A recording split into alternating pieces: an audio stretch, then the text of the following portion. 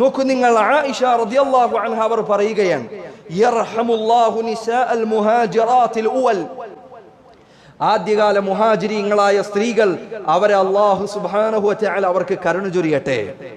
ആദ്യകാലത്തുള്ള മുഹാജിറുകളായ സ്ത്രീകൾ അവർ ദരിദ്രരായിരുന്നു.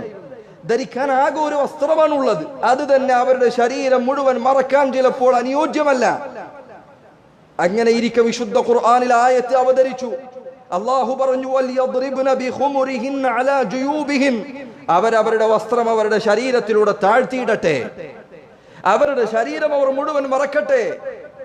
ഈ ആയത്ത് അവതരിച്ചപ്പോൾ ആയിഷ റളിയല്ലാഹു അൻഹ പറയുകയാണ്, ശഖഖന മുറൂതഹുന്ന ഫഖ്തമർന ബിഹാ, അവരവരുടെ വിരിപ്പുകൾ കീറി, കിടക്കാൻ ഉപയോഗിക്കുന്ന വിരിപ്പുകൾ അത് അവർ കീറിയെടുത്തു.